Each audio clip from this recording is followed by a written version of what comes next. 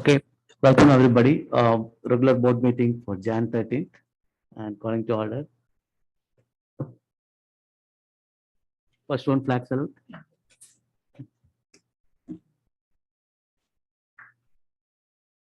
Pledge allegiance to the flag of the United States of America and to the republic for which it stands, one nation, under God, indivisible, with liberty and justice for all.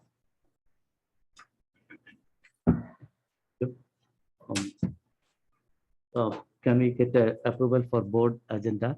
There's a small change here. The public comment, which items which are not agendized is in the end. Actually, that's a small change from the regular, the agenda.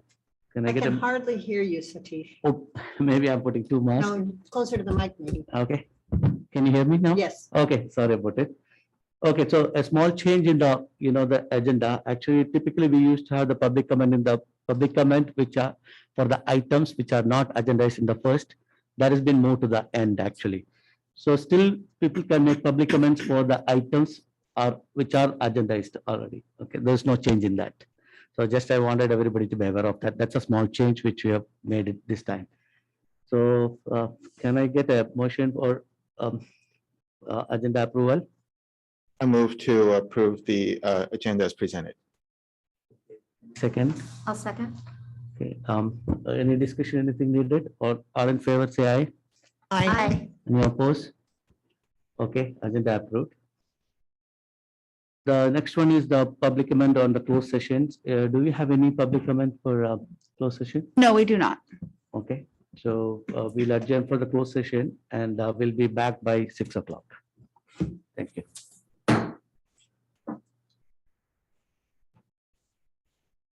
So we are back after the closed session and to report from the closed session. For item 4.1, the board voted 5-0 to approve the settlement agreement for student 12-9-21.a. The next one is superintendent's report 7.1. Thank you. And I have just one slide as kind of a reference to help me talk through so many of the points of information that I did want to share tonight. First is, I think, a welcome back to the new year. It has been a busy last 9 days, I think, for staff and for our students as well. And really just wanted to give a big thank you and appreciation for our community and our families for their support throughout. I know that our staff have been working long hours, trying to ensure that the health and safety of everybody is taken as our main focus and ensuring that our schools are open every day. So together, as we continue that partnership and working, that will continue to be our focus, and our goal is to ensure that safe and healthy learning environment and to keep those school doors open as much as possible. So I did want to touch on a couple different areas and share some of the work that has been done, but then also what we're planning as we move forward. I think when we all left for our break in December, the Omicron variant was out there. We knew that. I don't know that any of us were prepared when we came back on January 3rd for that extremely high surge of the positive cases and the amount of testing that was going on. And so there was a lot of work that was done the week prior to returning in preparation for that Monday. And so I do want to just share some of that work that was done. We had actually offered 2 vaccination clinics the week before we left for winter break.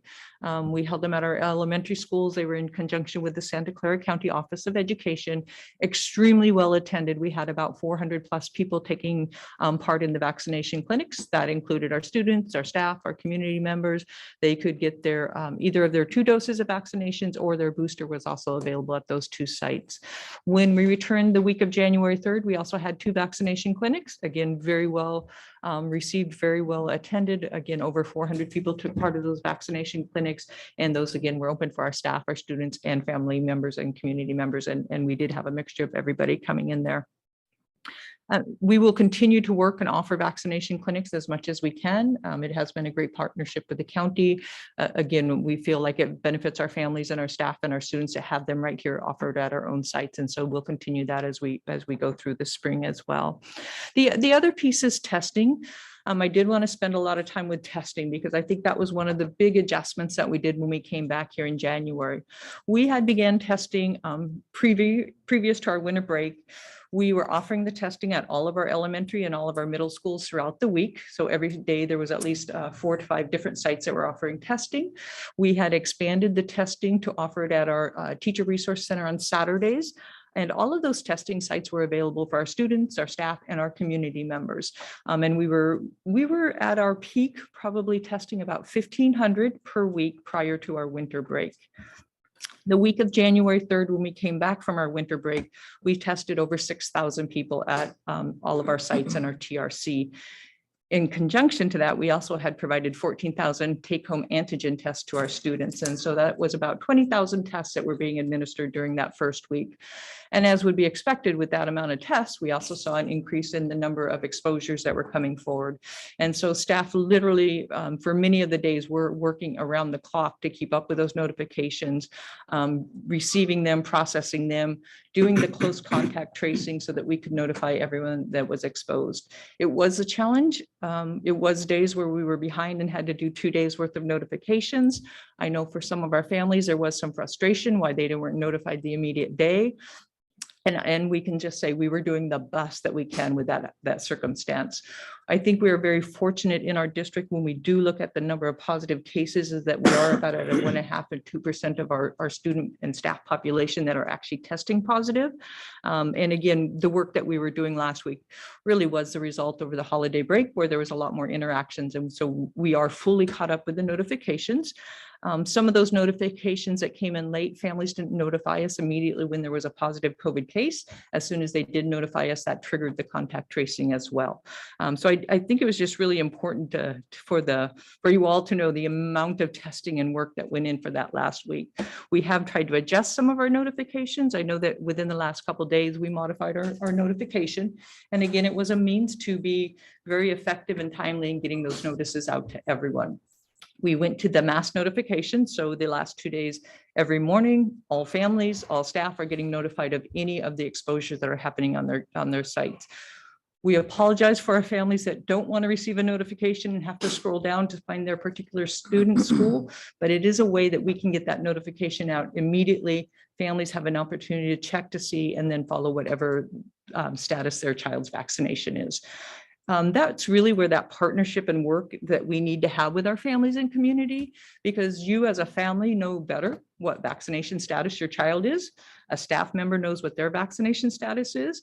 And so when they are notified of an exposure, they need to know which of the quarantine applies to them. We don't determine the quarantine. We don't determine the difference between a vaccinated or unvaccinated. That comes from the California Department of Public Health. We are just following the guidelines that they issue. So I think that's really important for our families to know too. We are following the guidelines. They've adjusted and changed on us numerous times. They changed on us again yesterday. In our behalf, we had made that adjustment prior to CDPH even coming out and doing the mass notification. So I think we were one step ahead of them in that sense. The other piece that we will continue with the testing is our students and staff are a priority. We need to make sure that they have access to testing. I know that we are hearing a lot out there in the media that testing sites are running out of testing sites. We are very fortunate that we're working with Inspire Diagnostics. They have been very good about being able to keep up with the testing, but we do need to make the priority for our students and staff. And so our sites will prioritize that they get first opportunity, and then we would like to continue to open up to our family and community as much as possible. To help offset that, we are adding a Sunday testing site. So we will now have testing available from 9 a.m. to 1 p.m. also at our TRC. And so that will start this week as well. So we're excited to be able to offer that. And again, that's for our community, our students and our staff as well. The other thing is just the mitigation with the masking. You know, we are continuing requiring the indoor face masking as well as the outdoor face masking. I know when we left at the winter break, that was one of our commitments to our community and families. We said we would relook at that in the face of the surge of the virus right now. We feel we're in a safer position to continue wearing the outdoor mask, but we'll continue to monitor that. We are in the process of collecting the data to see the status of our staff, whether they're vaccinated and boosted, and then also doing an update as far as the student vaccination. So we will have those numbers here prior to our next board meeting. We can share that data as well, and we'll get that posted as well. The one thing that we have done with our staff and wanting to ensure keeping them safe, keeping them in their classrooms so that they're available for their students is that we have begun, this will be our first week, we'll distribute an antigen test to our staff members every Friday for them to do a test either on Sunday night or Monday morning prior to them coming back to work so that they can get that quick result and assess whether they're positive or negative. We will continue that. We have enough of the antigen tests that we can maintain that at least through March. And so our plan really is trying to mitigate for the next probably 8 to 10 weeks with all of these extra layers features in place. The other request that we had was shifting, as OSHA has talked more about the KN95 mask is shifting. And so we are providing KN95 masks to all of our staff. We are providing 2 a week for them to have access to. Were delivered out to their sites starting today, tomorrow. And so we'll be able to continue that every week, delivering 2 masks out to every staff member at all our sites and locations. So we're happy to do that. With that, our biggest challenge, I think, as with us and for every other school district, is our staff shortages, and we continue to address that challenge. Again, the last 9 days, that has been probably our largest challenge besides the notifications, is just covering our staff shortages. We are averaging about 70-75% of our positions being filled every day. That leaves 25 to 30% of our positions that are unfilled. And so those vacancies are filled either by other teachers filling in and covering during their prep time, our site administrators covering, our district office going out and covering, or we're also having to do some combination classes. And I know for some of our families, they don't like the idea. Our teachers aren't really up on wanting to combine classes, but it does allow those classrooms to stay open and a certificated teacher within those classrooms.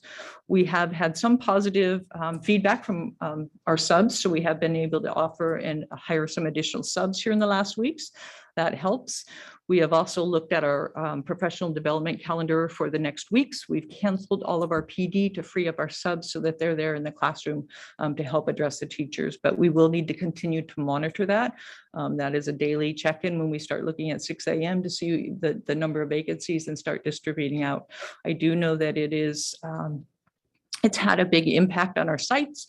We have principals that have subbed probably every day for the last 3 to 4 weeks or even longer. And so it's difficult for them to do their job when they're out there in the classroom. But, again, meeting the needs of the students and making sure those classrooms are covered are our priority. And so we have a rotation. District office people are called to fill those vacancies, and we'll continue to maintain that as much as possible. Again, our intent is, one, to keep our schools healthy, keep them safe, and keep everyone staffed and schools open. So that will continue to be our focus there as well.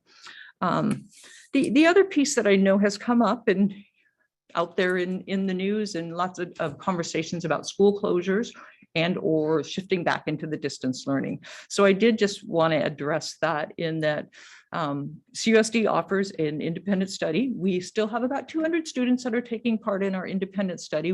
Some families have shifted back into the in-person prior to the winter break. We have spaces available if families opt to go into the independent study if they're not comfortable with the in-person, but otherwise our option is in-person or independent study. We aren't able to shift into the distance learning that we had in place last year. That sunshine in June of 2021, it has not been reinstated where we can go back to the distance learning. When we are hearing some schools, and I would use Hayward as one of the examples, they are shifted into a distance learning through their independent study program. And so their distance learning does not look like distance learning last year. It is offered through an independent study format. Some schools have been forced with doing due to the staff shortages, literally closing schools, and it is literally closing schools for either a day, 2 days, 3 days. They close the schools, and then depending on how many days they have in the school year, many of them are going to be forced to make those days up at the end of the school year. That would be an option for us. I think we all have to keep in our mind as we move forward and we're facing the staff shortages. Certainly not what we want to do. But that would be one of the options that we have, that if we get into such a position that we're not able to keep those classroom staff, then we would have to look at that option. Again, we're manning it, we're sustaining. It is taking its toll on our staff, but we will continue. We are hearing that maybe we're at the peak of the Omicron and we will start to see some of that decline, but we are preparing and trying to address it as much as possible. One of the areas that we would like to do as we move forward and are still working out some of those details, and based on the new guidelines, we are really looking at a model of shifting to weekly testing for all students. We have the capacity to do that with Inspire Diagnostics that we work with in conjunction to our antigen testing that we would distribute to staff. It would really require that partnership with our families, because our families would have to also make that commitment that they're going to get tested every week. It would be available at the school site. It's at no cost. It would just be in place every week. Each school would have a different rotation. So we are exploring that. We'll have more information to come, but that would really be our goal that we'd like to shift to as quickly as possible. And with that, again, I think, just asking for a community, again, we know there's frustration. We know that people are getting multiple notifications of close contacts or exposures. We understand that's not what you want, but it is our method of being able to ensure that our schools are safe, our kids are safe, we're able to notify, we make the testing available, and we keep doing what we're all here to do, is to teach and educate our students and keep those schools open. So, I do just ask everyone to remember, we aren't healthcare professors, we are educators. And so we are trying to do our education jobs on top of also all these other pieces as healthcare workers. And we know everyone throughout our country has made adaptations over the course of the pandemic. So, I think we're not unique in education. We're just asking for people to pause every once in a while and realize how much our staff is doing to keep the schools open, and the amazing job that our staff are doing. And I just have a huge thank you to all of my staff for that. And so that is what I have to share tonight. Thanks, Stacy. What a wonderful job, actually. You guys are doing. I really appreciate it. Do we have any comments from my colleagues here? If we could entertain a few questions. Sure. Yes. So first of all, I want to thank you for this very comprehensive update. I think you touched on pretty much everything that we've been asked about. So thank you for that. And I also want to, I think, really add to your thanks for our staff. I think you think about the kind of work that's, all these extra logistics we're doing and trying to run an organization when 1 in 4 positions are empty. And so, my first question is really around that. So we're hearing about the peak might be a week out, 2 weeks out, might be now. If we were operating at this staffing level for, say, the rest of January, do you foresee any operational issues? I worry about people getting burnt out and all that. And I was just wondering if, let's say, worst case, it's like this for, say, for the next 2-3 weeks. I mean, certainly our goal is to keep the operations up. I think we would continue to look at what we can take off. And so from Ed Services, I know Associate Super Allison has been looking at pushing out some of the assessment dates to give some of that relief to staff. And so we'll continue to look at that. So operations, the core of it is the classrooms are open with our teachers, our support staff are there, they're healthy. We will take a look at what can we move off of everyone's plate. So there may be some things that just don't get done, but the priority would be making sure that those classrooms are up and running and functioning. Great, thanks. And the second one is, do we have statistics on the percentage of vaccination among our staff and our student body? Is that a statistic we have? And if so, something we can share? We're still right in the middle of collecting it. So we have our initial, if you remember, initially when our staff, we were just collecting the data on the vaccinations, which was the 2 dosage definition, we were extremely high. We had 98, little over 98% of our staff that had been vaccinated. The others are committed to the 2 times a week testing. We're just in the middle of collecting that data as far as whether they had the booster. The same with the students. We're sending out the surveys to collect that data. Our last official probably data dump had been late fall when we had those numbers collected. So we do need to update those. And that had been our intent coming back January 3rd. But again, we were a little bit delayed this week, but that is certainly on our radar that we need to collect that. I think that's important data that we'll need to use as we move forward. That was still our commitment. We'd have that data so we could look at when can we start removing some of these restrictions? When is it okay to take off those masks outdoors? Again, right now isn't the timing, but we do want to prepare for when that happens, and that data will be important. So as soon as we have it, we'll share. Great, thank you. I'll yield the floor for now for my other colleagues. Thank you. Let's go next. I have a couple. Thank you so much for the adding the testing on Sundays with Inspire. That's fantastic news. You mentioned that we're going to be moving towards hopefully testing students weekly. Do you have a timeline right now that's sort of your best guess on working through that process? I do. We are actually meeting with our administrators tomorrow morning, so I don't want to give Fair out enough. too much before sharing that with them. But we are certainly working very aggressively on having a plan to have that in place. All right, fair enough. And then on the question Jerry just asked about updating our records as far as vaccination status, I know for many of us, we may have filled that form out right before the boosters were announced and given for the 12 to 15-year-olds. And I'm wondering if there's a way to let people know how to add their booster. Do they just fill out the form a second time? Is there a separate form? So I know that I'm looking over at Aaron and Mahmood because that's their department and they are figuring that out because we had the same question with how do we update if we've had our booster? Where does that go? So that will be all part of those instructions that go out. okay, great. And I think I got the rest of my questions from your presentation. So thank you Okay. so much. And thank you to all staff. It's truly remarkable that we're in this place again this year, but also truly remarkable that right now we're able to keep our schools open and keep kiddos learning, and kudos for all of the hard work. Thank you. Thanks, Lori. Anything for lesson? I don't have any questions. A huge thank you. I just think that CUSD is doing an amazing job, and I look at other districts around us. It feels like we're on top of it, and I'm proud of that. So thank you to you and your staff. Sylvia, you want to? Yeah, I just want to echo that as well.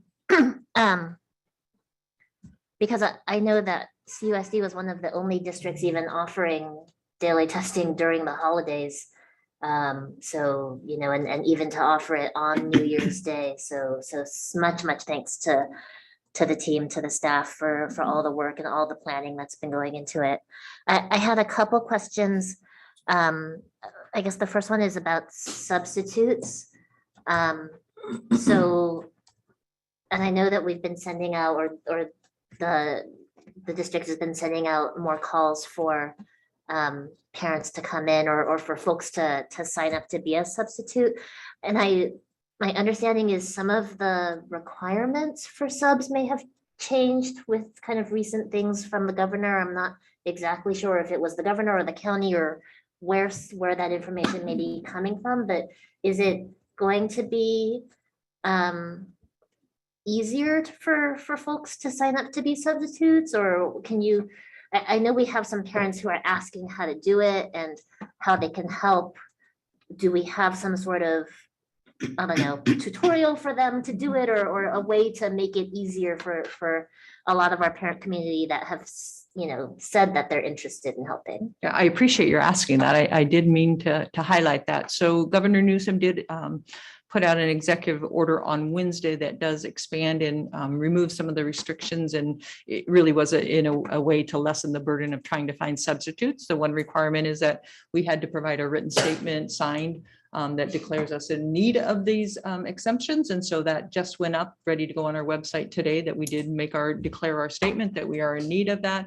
One of the highlights would be that our current long-term subs, there had already been the expansion that they could sub for 60 days. This allows them to sub for 120 days, which allows us to keep some of those teachers in the classroom for that longer period of time. There are some lesser ways that less documentation and timeline waits to sign up for being subs. So our HR department is working on that and have a nice little instruction step-by-step to reach out for families that are interested. Again, a thank you to our families when we've reached out 2 or 3 times now. We've reached out to the community and said, we're looking for people who are interested in subbing. And each time that we've been doing that, we've been able to collect a few new subs, which, in our world right now, one sub means a lot of difference to us. It's a big impact when we have 1 additional sub, 2 additional subs. Those are those classrooms that are covered. And so we will do that swoop out there again and see if there's anybody else that would be interested in subbing for us. My other question had to do with, it's great to hear that we're going to be getting the antigen tests for staff for the next 4 weekends, I think is what you said. We will actually be prepared to give them out through March. Oh, wonderful. So just so I understand kind of where they're coming from, because I know the ones that we distributed to the students came from the state, right? That was kind of Governor Newsom's distribute out statewide. Is this one coming from our ESSER funds? Is this one coming from state funding as well, or can you give a little bit Sure, more detail sure. on that? So the 14,000 antigen tests that we did receive at the end of the winter break were distributed by the state. So they arrived at the county. We picked them up, and that allowed us to distribute them to students specifically. That was a one-time offering from the state at that point. We are hearing that we may get an additional supply from the state for students.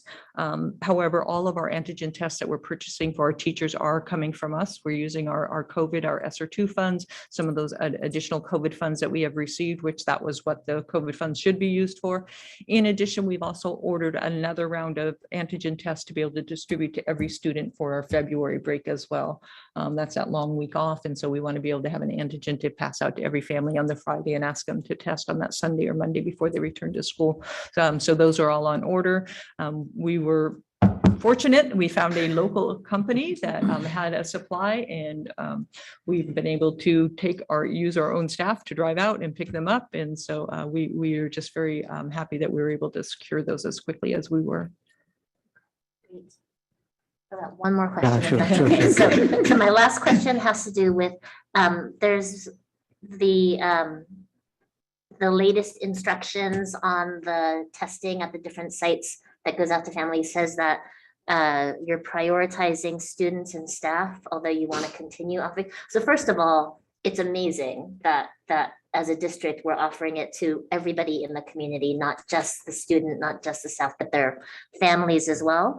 But can you kind of explain a little bit about the prioritization? How does that work if a family does have a positive test and then the rest of the, or if the child has a positive test and the rest of the family wants to get tested, like what?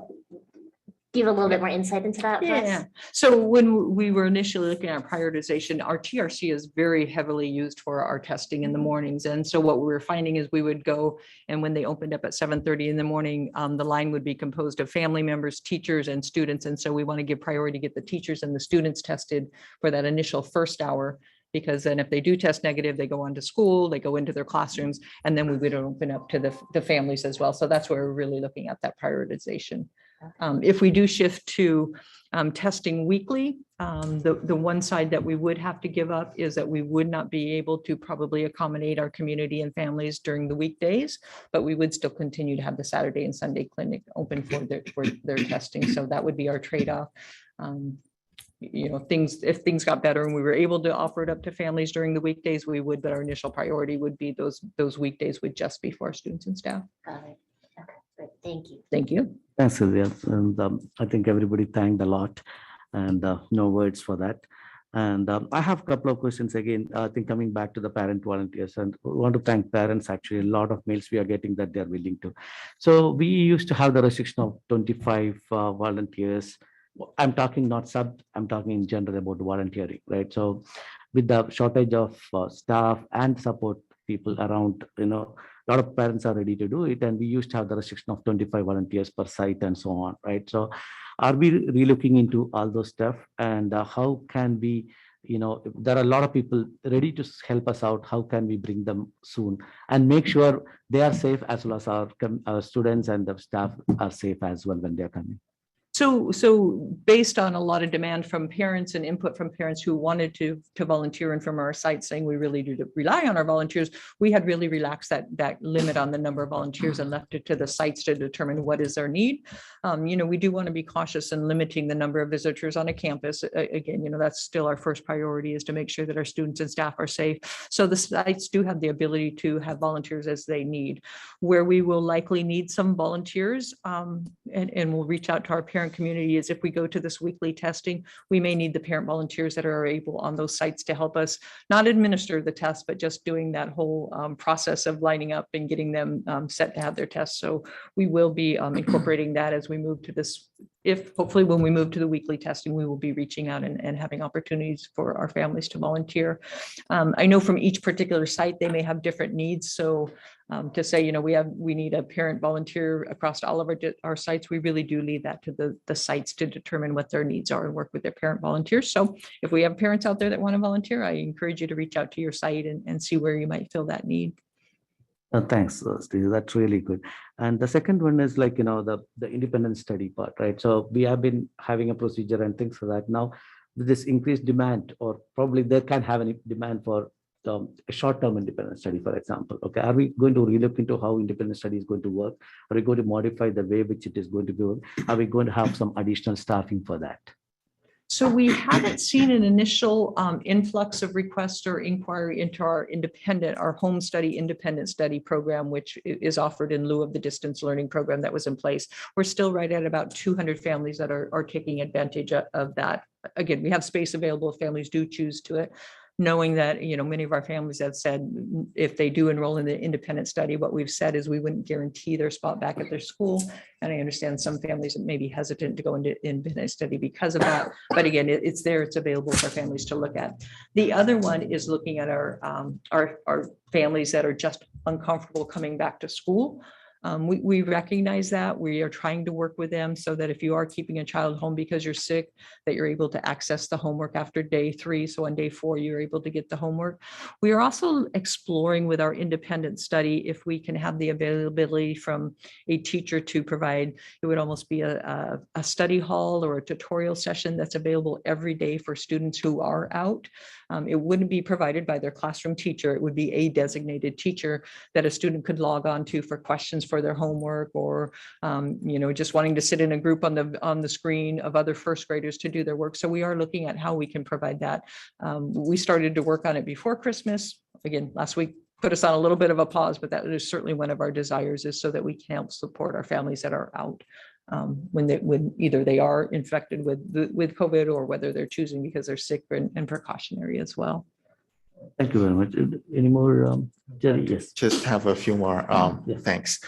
So first, just looking forward, is there anything you can share about any sort of possible updates from guidance from CDPH in the state? Is there any information that the district or county may have in terms of what might be coming down the line that you can share at this point? With the latest guideline just coming out this morning, that really is the most up to date that we've been told as well. We had maybe a 24-hour notice, an advance notice that the guidelines were going to shift, and that's pretty typical that we get a very short notice ahead of time, but we don't see the particular guidelines. At this point, we haven't heard anything new coming out. I think what the county is very open to is we as school districts are sharing where our concerns with the load of the work that is being put on us to do the testing and to do the contact tracing. And so I do feel like they're hearing that, and then they are trying to find ways to lessen that burden onto school districts. But I don't know when to expect that next round of guidelines to change, but I'm sure they will. Of course.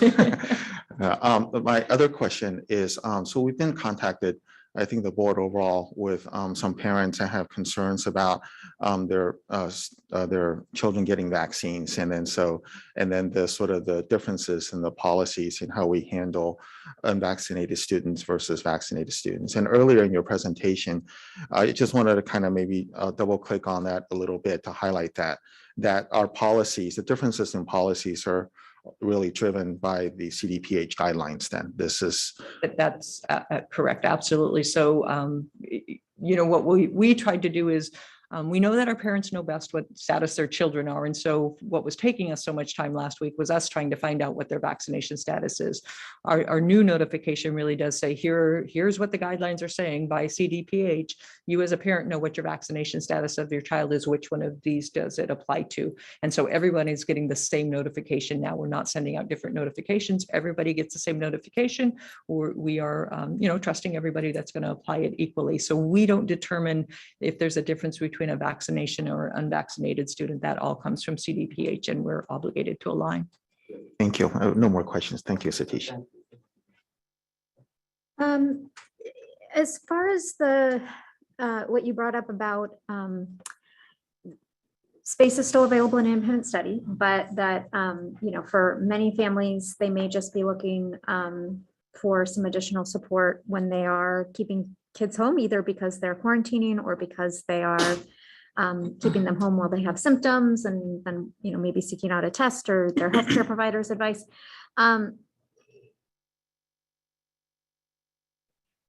How rigid is the 3 days on the 4th day giving homework? Because it seems like there's more we could be doing to support our kids, and I'm sure that is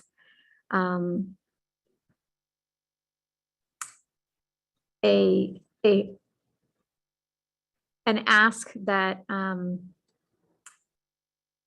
is a lot given everything that's going on. And so I'm really wanting to be sensitive to that. And I'm also wanting to be as proactive as we can to make sure we're doing everything we can to help families feel secure that if they're doing the right thing and their child is staying home, that their child is going to get the support they need either while they're home with work and or when they come back. So is there more we could be doing there to communicate out one or both of those things, that we're here for you when you're staying home and we're here for you when your child returns to school?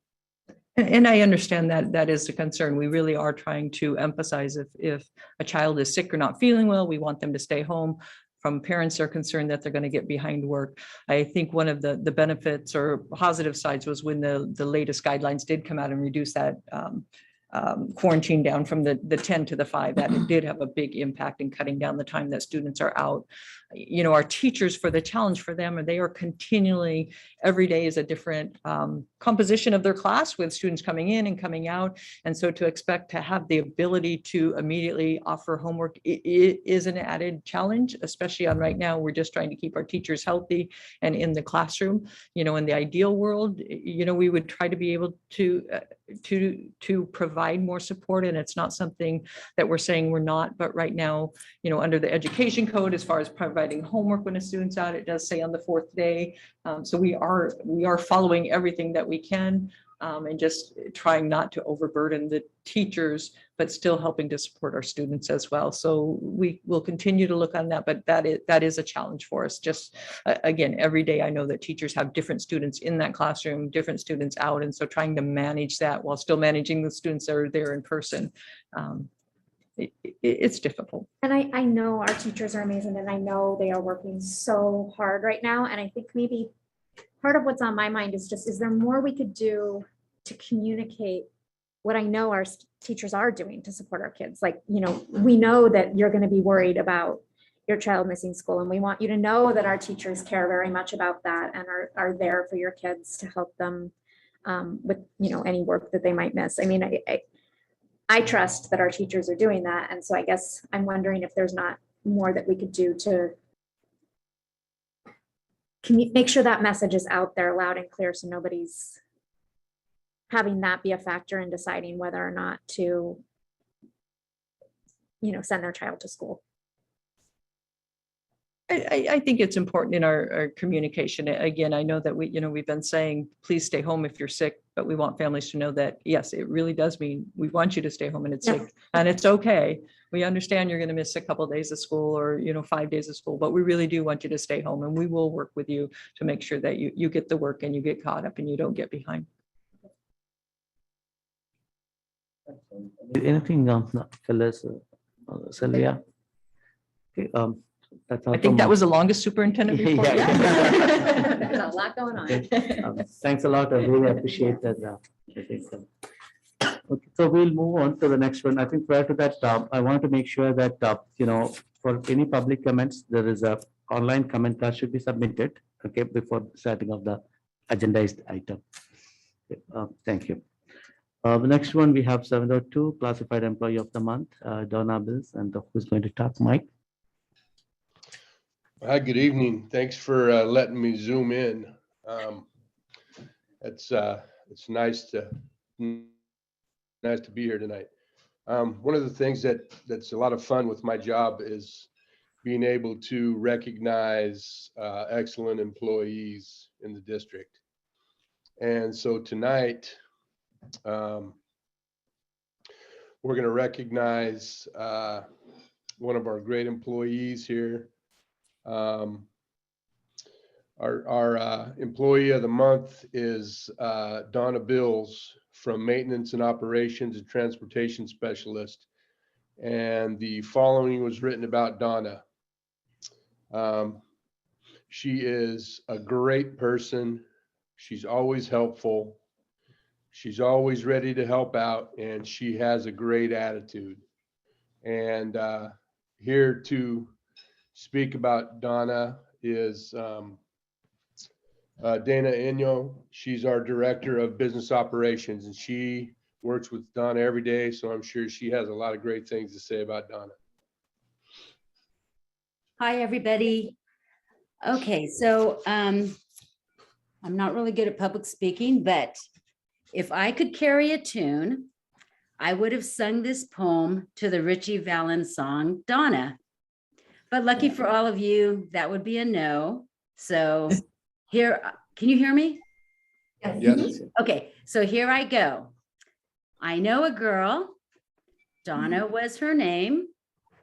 Since working with her, our lives have never been the same.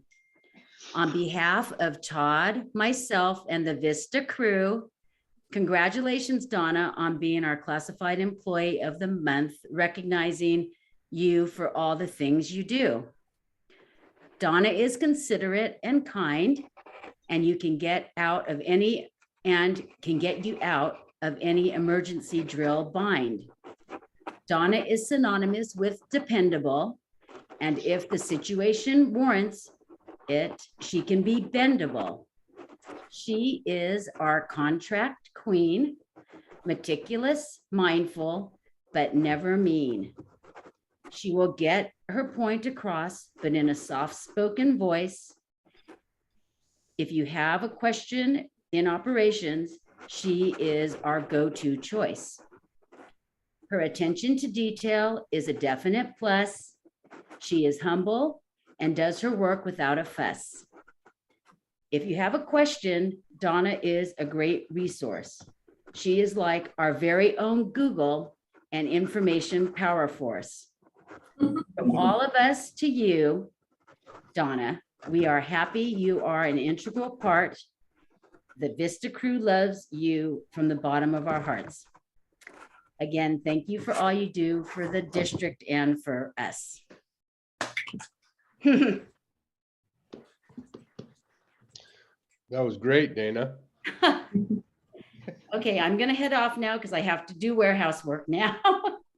So, bye, everybody. Donna, and Donna, you want to talk something? I just want to say thank you to Dana for her kind words and thank everyone for this honor. I do enjoy working in facilities and working with everyone at operations. And I'm glad to know that what I do contributes to making the district a great place to be. Thanks again. Thanks, Donna. Congratulations. So anyone else wants to talk?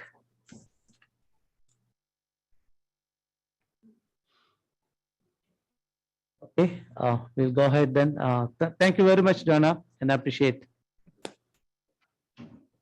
We'll go to the next item, employee organization. Do we have anyone, Erin? Yes, we do. We have CEA President Kai Brown. Okay. Hey, Kai. Go ahead, please. Hi, can you see me? No. No, we can't see you. Yeah, No, now we we can see can, yes. Oh, okay, excellent. Thank you for letting me speak tonight. I'm Kai Brown, President of the Cupertino Education Association. Before I begin the bulk of my remarks, I do want to thank the CUSD and admin, especially Casey, for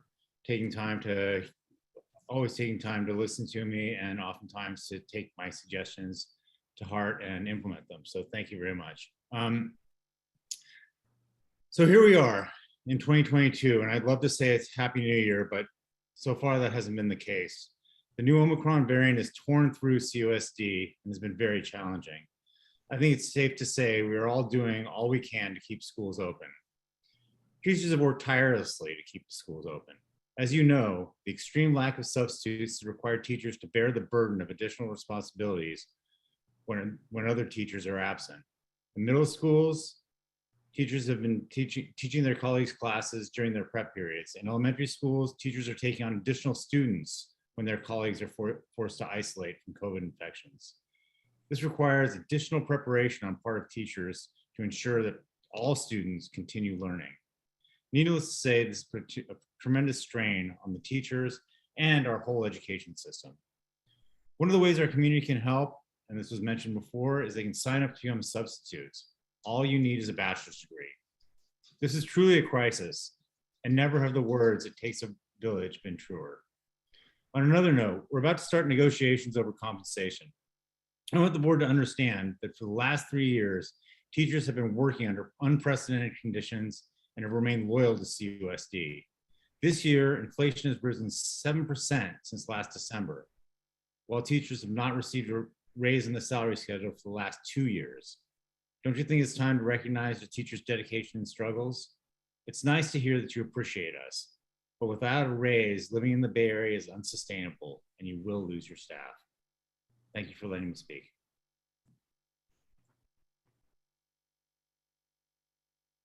Thank you, Kai. Anyone else? No, that's it. Thank you. Then we will move on. We have consent items. We have one appellate 9.1. Can we get a motion for that? I move we approve the Apple item. Second. All in favor, say aye. Aye. Aye. Aye. Any opposed? Okay, 9.1 And is, I need to abstain. oh, sorry, so we have a four here, and yeah, one recusal. Okay, it's a Thank you. recusal. Yeah, yeah, yeah, Thank you, thank thank you. you, Larry, for it. Yeah, so, yeah, on purpose, I made sure that 9.1 is separate, yeah. So 9.2 to 9.8, can I get a motion then? I move to approve 9.2 through 9.8. Second, please. I can second. Yeah, thank you. Larry. All in favor, say aye. Aye. Aye. Aye. Any opposed? Okay, 9.2 to 9.8 approved. Oh, sorry, it's 9.1. Okay, that's my one full page is 9.8. Okay. So can we do an amendment or we need to do one I more think we motion? just, You can just amend the motion. Okay. Yeah, I will amend the motion. yes, I'd like to amend the motion to Motion include from- all the way up to 9.13, 1.3, yeah. please. Thank you very much then. Okay. No questions, concerns, right? So we are okay. Okay, thank you very much. I appreciate. We'll go for 10.1, the information presentation, quarterly report on Williams Uniform. So we have no presentation. We are just happy. This is our annual report from the Williams Report, and we have no findings or no complaints received. Comments, questions? Okay, any public comment on this? No, they're not. Okay, thank you very much. And let's go to 10.2, board policy 5125. Eve Leslie is going to kick this one off, or Allison? I'm not sure, but I'll start and then Allison and Mahmood can chime in if needed.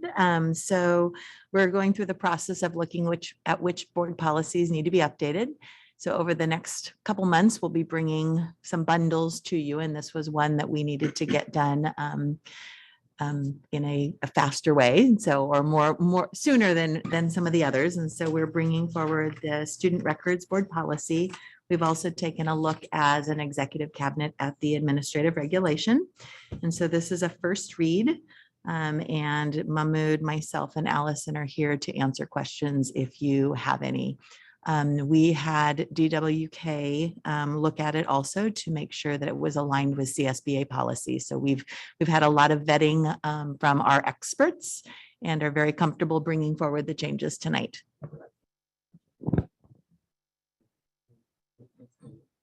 I'll start. So I'm just wondering, is this essentially the recommended board policy from CSBA, or are there changes? I've looked at some of the board policies of districts around us. It looked very similar. They're updated, but I didn't do a word by word comparison. So I was just wondering, can I assume this is essentially the CSBA recommendation, or are there differences? The board policy is the CSBA recommendation, as I understand it. It's the AR where it's going to be a little bit more specific to our district. Okay, great. And then that's fine. That's my only question. Thank you.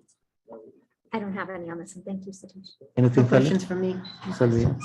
I don't have anything myself. So Jerry, you have one more? Oh, no, that's it. I Okay. think, yeah. So, okay, any public comments on this? No, there are not. Okay, thank you. So if okay bring with the this board, back could we under bring it consent? back on consent? Consent, yeah, that's right. Okay, so it will be a Thank you. consent in the next time. So, thank you very much then. Okay. So, let's go to the discussion action item. That's 11.1, appointment of 7-11 committee members. Who wants to kick off here? Yes, thank you. At our last board meeting, our Board of Trustees asked us to bring this item back tonight to fill out the remaining slots of our district-appointed 7-11 surplus committee. At the board's request, last time we were needing to do some additional outreach to see if we can find a parent or community member representing the Regnart community. Also possibly the Muir community as well. And then, as you recall, the last slot that we had to fill also was the teacher position. So tonight, we are bringing before you the full slate. Our recommendation is before you tonight. We've added, again, one community member representing the Muir community, an additional parent representing the Regnart community, and now we have added the last position, the teacher position. So we have a full list here for you for tonight. Attached to the board agenda here are the full applications if you for your information as well. Any questions on the slates? And if for reference, if the previous slides that were up there, just a reminder of what the roles and responsibilities of are for the 7-11 committee and the criteria as we were using for selection. So we wanted to ensure that we hit all of the areas that are outlined by the State Department of Education for the composition of the 7-11 committee. So we used that as our guideline as we made selections for on the slate of recommendations. So, anything? Yes, just one question. On the slate, if we could put that back up, there are 4 candidates representing Meyer Holtz, Muir, Regnar, and Dilworth. I just wanted to check, these are current parents or are these parents of current and past students? So on this, as you can notice on the slate here, in the column where it says parents of students, Right. these individuals have stated that they are current parents of current students in the system. Okay, so at this point, we essentially have one parent from each of these elementary schools. Yes. Great. All right, thank you. That's my question. Thanks, Satish. Thanks, Jerry. Anything, Lauren? No, Jerry just got that. I know I was one of the ones who had asked last time to find those extra parents from those schools that weren't represented. So I really appreciate all of the work on that, Chris. That's great. Thank you so much. Thanks, sir. Anything, fellas? Just to echo what Lori said, Yep. thank you for filling it out. I think it's a very complete slate, and I think that it has wonderful representation for what we want to do. So thank you so much for your hard work on that. Share that. And anything, Sylvia? Okay, I think, I anything do else? believe we have one comment on this topic. Public comment. Okay, so I don't have any questions, but I think it's a great work. I know I know we are almost hitting the time now, and you just made it with all these difficulties during this time. And thanks for the teacher also who stepped up actually, because that was a vacant position earlier. So that's good. Appreciate. So let's go to the public comment. Yes, we have one public comment, Yen Fang Liu. If you could raise your hand or come to the podium if you are in person. Go ahead, please. Oh, no. She's online. She's online. Okay. She's Okay. virtual, yeah. Yeah, you're unmuted. Can you go ahead? Yeah, hello. Can you turn on the camera for me? 1 second. Yes, that will take just one moment. You'll be able to join as a panelist. So just one moment.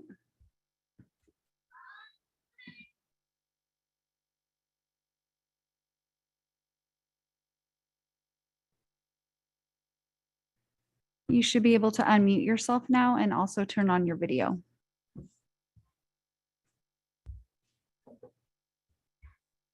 Hello, can you guys see me? Not yet. Yes. Yes. Yep. Okay, cool.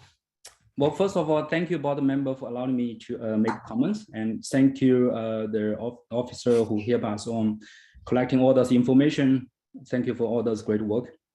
I just have a question for this 7-11 committee.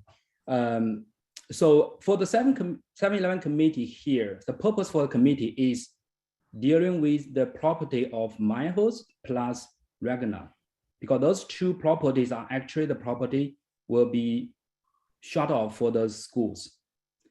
Now, and one data point I want to share is that out of 25 applicants for this committee, 11 of them are coming from my host, who are current parents for current students in my host.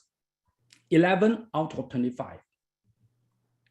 But now we can only see one my host parents, which is represented out of those 11 committee members. Do you think this is not fair that this is dealing with my host property, one of the two property to be dealt with, and we have 11 applicants, which are represent about half of the all 25 applications, but we only got one parent got selected. I just want to really share my concern for this selection. Thank you so much. Thanks, Yufeng. Anyone else? Nope, that is it for public comments on this item. So this one is a action also. So we should be making a motion here. I move that we accept the recommended 7-Eleven committee. Any second, any, then we can have, after that, we can have a discussion. Jerry, if you have any. So, 1 second then. I can second it. Okay. So before voting, any discussion needed on this? No? Okay, then can we go ahead and vote then? Is that the case? Okay, all in favor, say aye. Aye. Any opposed? Okay, thank you. This comment has been approved. Thank you. Next one is 12.1, board activities and committee reports. Want to start? I don't have anything to share.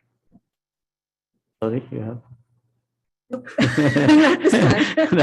Nothing listen, to share here. yeah, okay. Yeah, Phyllis, okay. I don't have either, but I think there are parents, I think, meeting us, like, and I think sharing the concerns. So nothing officially to report, but I think we have been meeting people. I think Phyllis and we met a few people today, and I know that other board members also met. Anything, Stacy, you want? I'm sure. I think I've spoken enough tonight. Okay.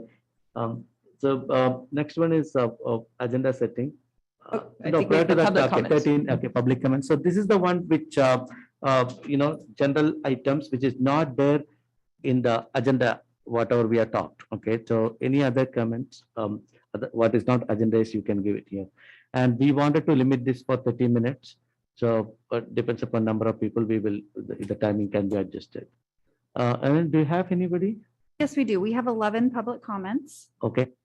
So, we will go for, I'm proposing for 2 minutes each. Any of you have any comments on that, or we are okay? So, yeah, so 2 minutes each. And what we can do is, like, everyone will call the name and you can raise accordingly, and then we'll unmute you, then you can share your thoughts. Thank you.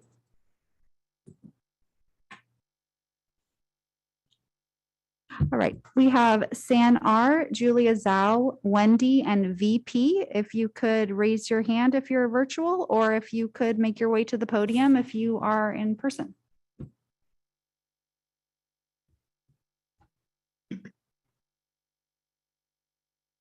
This is the first one. Julia, you're unmuted, Julia, go ahead.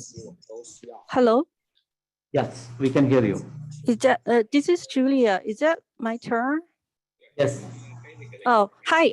This is Julia. So first, thank you for letting me speak on this issue. So my requests are as follows. First, equal treatment for everyone, including students, teachers, staff, regardless of their vaccine status.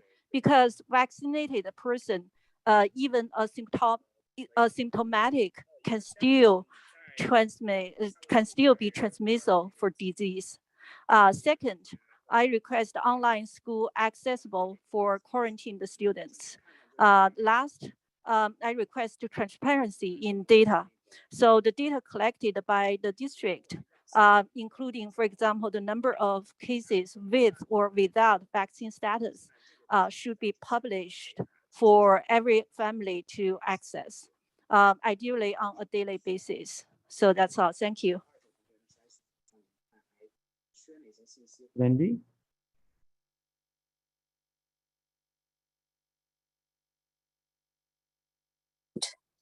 Hi, you're on- hello, I'm here. Am I here? Yes, we can hear you. Okay. Hey, thank you, Sakrish.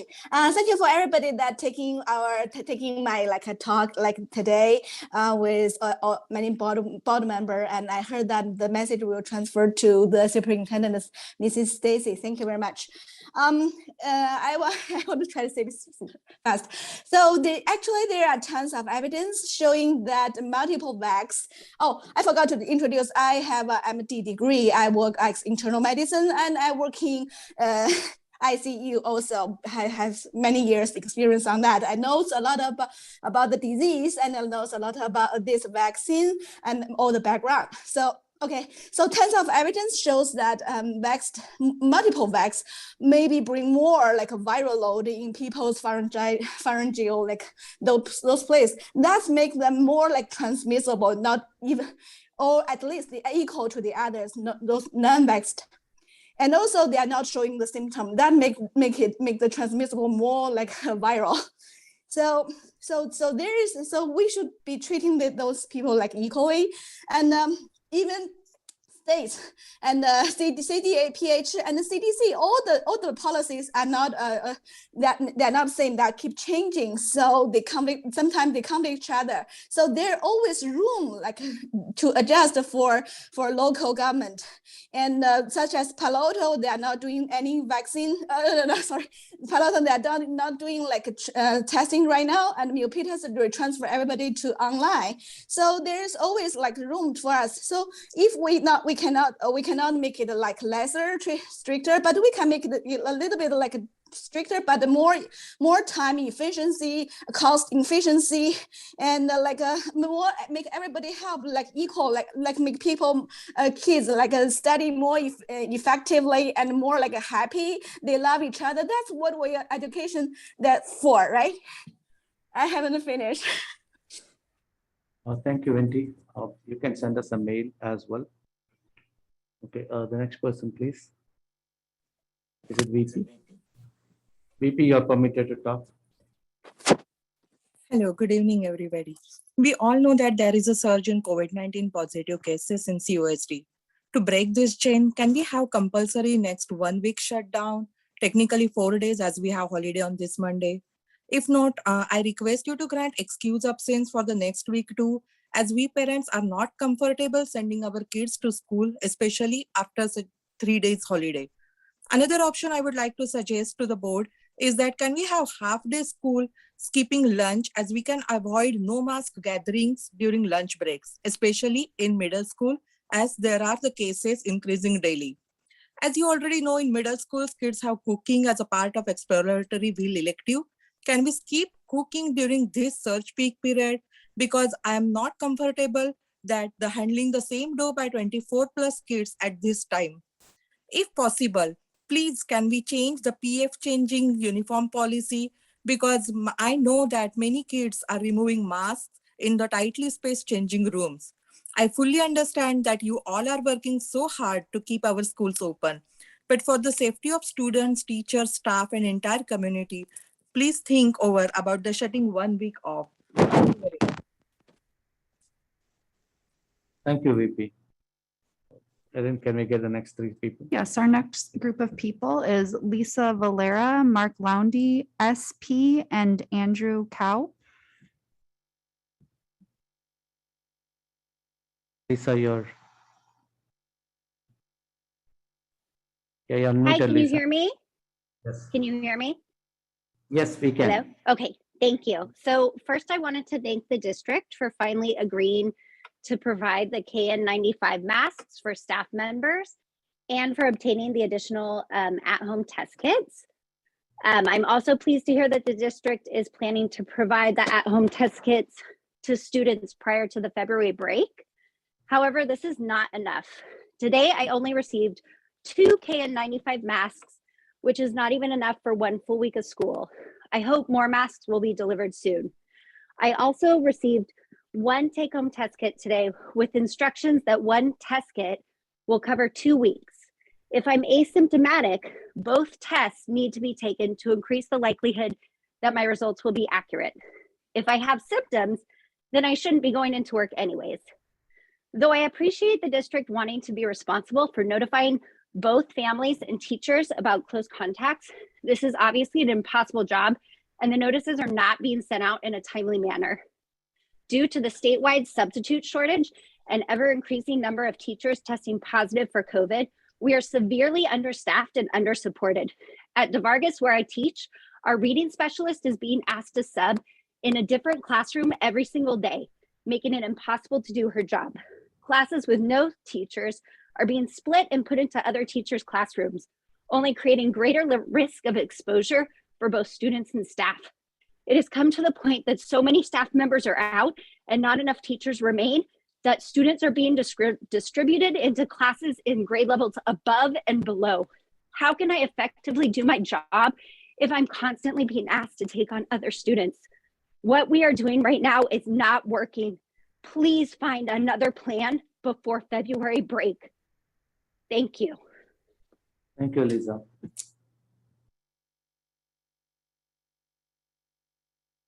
So next, Mark or SP, can you raise your hand? Mark, if you're there, SP. Yeah, Mark is Andrew. there. Okay. Yeah.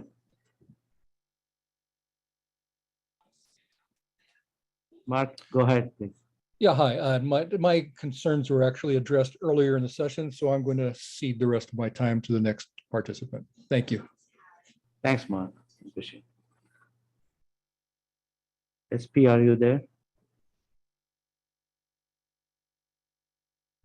I don't see them. We can call our next Yes, group if you'd like. We have San R, Tracy, Connie Yang, and Beth Pearson.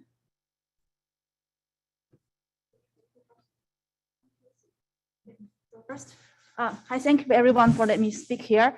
So first, the current exposure or the quarantine policy that is different from the differential the vaccinated kids and unvaccinated, but we all know the vaccinated will not stop the transmit. If you allow kids go back to school without testing it, even if it's vaccinated, you put the teachers and other students into and their family into danger again. Okay, and second is that I don't think it's always good to say, oh, we have to listen to the top to down. We are the ground. We work with the kids. We have our own students. Our climate is different from other places. So I think we should consider this, and please do not differentiate the kids based on their vaccinated status. Thank you. Thanks, Tracy.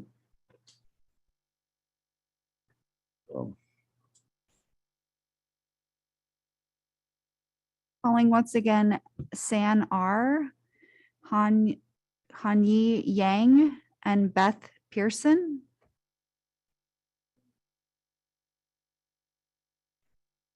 Hi, first I want to thank everybody, everyone to let me speak. I have concern about the quarantine policy of our school district for close contact.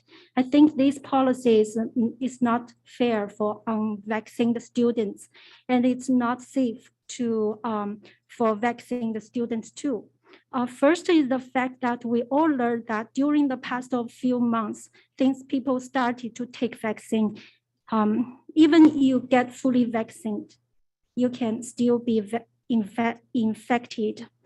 For me, all of the positive cases that I heard of so far from my friends and the people surround me are all fully vaccinated. Some even took booster.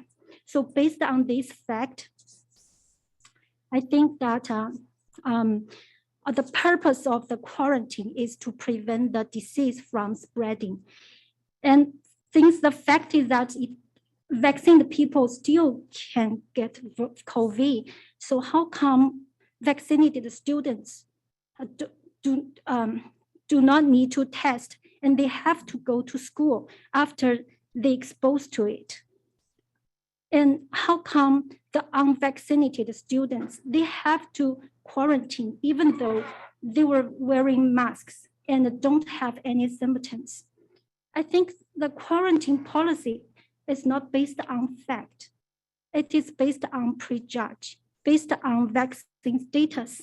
And if we do so, I think we'll bring the discrimination issue to those students, especially high school students. For little kids, they may not care, but for high school students, I think it will hurt them. On the other hand, people who are fully vaccinated are not happy either, because I've heard from both sides of the parents. Last week, my son school has positive cases, and the students were treated differently. But those, they are not. We have a happy. 2 minutes policy, so Can you just one sentence? last sentence and then, No. Okay. thank you. Can we go to the next set of people? Then Elizabeth is here now. Elizabeth, your Elizabeth, you should be able to unmute yourself Yeah. now. I found the unmute button. Thank you. yeah, go ahead, please.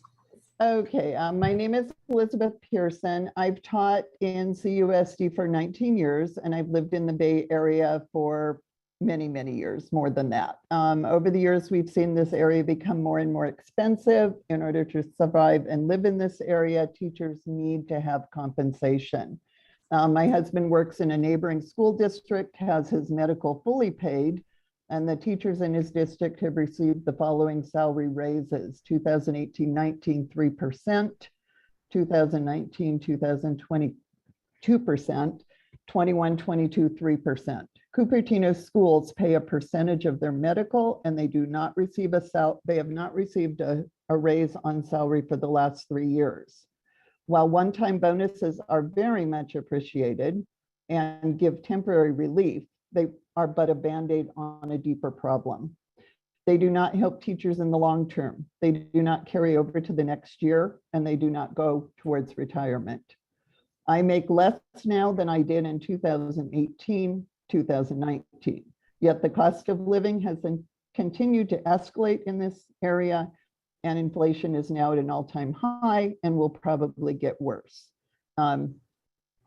So that was kind of my written part. I haven't had a lot of time to write a speech because this week I spent the week worrying about whether I was going to come down with COVID and I would need 5 days of subplants. Teaching right now is extremely difficult. Teachers need to not be burdened with how they're going to pay their rent or how they're going to pay for food or childcare for their children. I really want to just speak from my heart that I hope the board will really look deeply for a way to give teachers some kind of relief and compensation. Thank you very much. Thanks, Elizabeth. That's all the public comments we have. Thank you very much. I think we can go to the next one, which is the agenda setting. I was wondering for next time, we're likely going to talk about the COVID plans again. And so if we could have, for consideration, an explicit item on that broken out from the superintendent report. And the reason for that is we can't respond to comments that are made during the public comment section. And I think it would be better for engagement if we had an item on that so that we could, comment on and make talk about what the public shares with us. So it's a suggestion. Thanks, Jerry. You all have.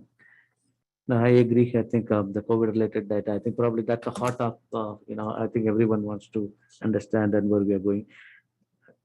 Okay, we can.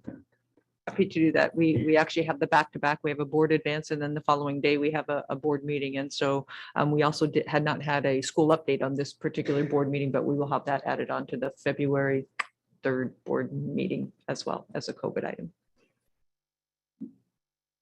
I think pretty much that then I'm going to adjourn the meeting today at 7:12.